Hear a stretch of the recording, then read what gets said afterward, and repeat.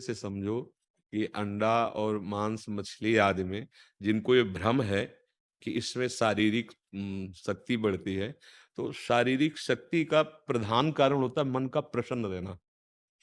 आपका अगर मन प्रसन्न है ना, आह्लादित है ना, तो आप हर कष्ट सह सकते हैं। आप हर जगह विजय प्राप्त कर सकते हैं। ये आसुरी भोजन, मांस, मछली, अंडा खाने से कोई शरीर का बलवान थोड़ा-सा तुम्हें मोटा दिखाई दे सकता है, लेकिन वो आत्मबलहीन होगा और बल होता है आत्मबल। शरीर बल ज़्यादा काम नहीं करता है, बा आत्मबल काम करता है। देखो पूर्व के ऋषि-मुनि थे, हड्डी-हड्डी शरीर में थी और जहाँ खड़े हो जाते तो बड़े-बड़े चक्रवर्ती सम्राट काँपते थे, क्योंकि आत्मबल संपन्न थे।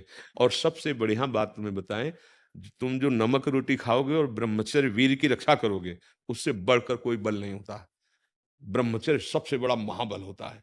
अगर तुम मांस मछली खा रहे हो, ब्रह्मचर्य छीन कर रहे हो, थोड़ा तुम पाउडर-वाउडर खा के वो कोल ये मांस कितने दिन चलेगा बच्चा शरीर? रोग तो आएँगे ही ना, मृत्यु तो आएगी ही ना, तो ये पापाचरण से फ़ायदा क्या होगा? तो हम तो पहले तो तुम्हें धन्यवाद देते हैं कि आपने हमारी बात मानकर ये गंदे आहार त्यागे और ये बना के बिल्कुल देने की ज़रूरत नहीं है, ऐसा कि आप इतने हाँ, अच्छे जो स्वास्थ्यवर्धक और भी बहुत सी खान-पान सामग्री है, उनका प्रयोग कर लीजिए। दूसरे जीवों का मांस खाना ये राक्षस अगर राक्षस है तो हम कुछ कह नहीं सकते। बकाया मनुष्य के लिए तो ऐसा नहीं है। या तो हिंसक क्रूर कर्मा जीव वो होते हैं जैसे सिंह आदि, ब उनका आहार ही है मांस खाना या राक्षस, आसुरी, राक्षस। अब हमें तो नहीं लगता कि मनुष्य के लिए भगवान ने मांस बनाया है, ऐसा नहीं है। अच्छा सोचो, वो जीव जीना चाहता है। आप एक चींटी के पीछे अंगुली लगा के देखो ऐसे, उसके पीछे-पीछे चलाओ, वो प्रयास करेगी, बचने का प्रयास कर रही है, वो चींटी भी बचना चाहती है। तो ये जितने भी जीवों की जो हत्या करके मान लो आप नहीं खाते लेकिन आप सपोर्ट कर रहे हैं, तो फिर बात तो वही हो गई ना। कर्ता, प्रेरक, अनुमोदन 3 को बराबर मिलता है दंड। तो मुझे लगता है कि अगर आप इस पर और सुधार कर दें, तो आपके संग से सैकड़ों नौजवान सुधर जाएँ। हाँ, बिल्कुल इसमें कोई ताकत नहीं है। बिल्कुल जो ब्रह्मचर्य में ताकत है, जो अपने क शुद्ध खान-पान, संयम नियम से वो इनमें नहीं है, वो राक्षसी आहार है। उसमें अब हम कैसे बताएँ, पता नहीं कैसे बुद्धियाँ मतलब भ्रष्ट होती चली जा रही हैं। आप देखो वो अंडा के अंदर क्या होता है?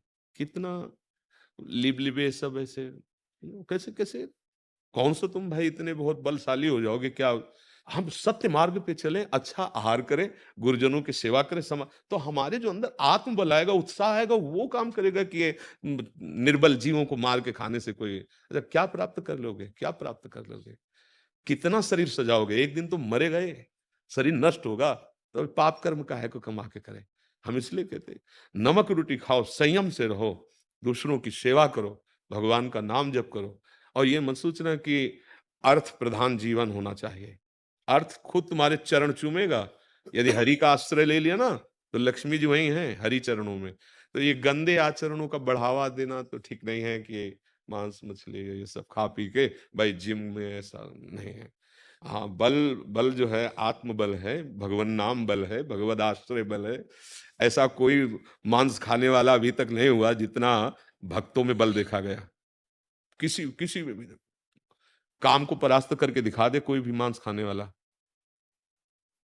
काम जो है, कोई कितना भी बलवान हो, चाहे रावण जैसा क्यों ना हो, कोई भी हो, अगर किसी ने परास्त किया है, तो नाम जापक ने परास्त किया है, सत्य मार्ग में चलने वाला। हाँ, दूसरे को काट सकते हो लेकिन क्रोध को हजम करके दिखाओ। तुम्हारे अंदर क्रोध आ रहा है, अब उसको आप हजम करके दिखाओ, उसको शांत कर दो। अभिमान को आप शांत कर दो। ये है महाबल। ये ये अच्छे आचरण से आते हैं, भगवत भजन से आते हैं। हमारी प्रार्थना है आप कभी झुकना बात इस बात के लिए नहीं झुकना कि अगर हम ऐसे अलाउ नहीं करेंगे तो हमारी जिम बंद हो जाएगी, फिर हमें कैसे पैसे मिलेंगे? नहीं, नहीं। अनंत ब्रह्मांडों का स्वामी भगवान तुम्हें देख रहा है। हाँ, वो विश्व का भरण-पोषण करता है। सत्य में चलने पे थोड़ा समय ऐसा लगेगा कि मैं दुखी हो रहा हूँ, मैं परास्त हो रहा हूँ, पर आगे क्रॉस करके जाइए, परमानंद है, आगे महासुख है। हाँ, देखो भगवान के भजन करने वाले एक से एक राजा महाराजा भी हुए हैं, चक्रवर्ती सम्राट भी हुए हैं। ऐसा कोई ना सोचे कि भगवान का भजन करने वाला गरीब होता है। अधर्माचरण करे सोई धन प्राप्त होते हैं ऐसा। अधर्माचरण करने वाला 4 दिन का धनी दिखाई देगा, पर वो फ्यूज हो जाएगा। जैसे हाइड्रोजन है ना, अपनी ताकत से ज़्यादा तो जानो फ्यूज़ होना चाहता है, वो फ्यूज़ हो जाएगा। अधर्माचरण करने वाला कभी सुखी नहीं होता है, पक्का। आखिरकार लौट के तुम्हें आना तो पड़ेगा भगवान की शरण में ही। कितने दिन तुम्हारा शरीर तुम्हारा साथ देगा? कितने दिन तुम जवान रहोगे? कितने दिन तुम यश कीर्ति के लिए लड़ोगे? मृत्यु तो तुम्हारा इंतजार करे, उसको कोई बहादुर परास्त करता है, भगवान का भजन करने वाला। नहीं, ऐसा कोई पैदा मृत्यु को परास्त करके दिखावे। सत्य मार्ग में चलना है। हमें इतना ही केवल समय नहीं मिला है कि ये जो 50, 60, 70, 80 वर्ष मिले, इसमें पापाचरण करके हम अपनी दुर्गति कर लें। नहीं, हमें इस समय को भगवान में जोड़ना है, सार्थक करना है। इसलिए घबराना नहीं, पैसा प्रधान मत रखना।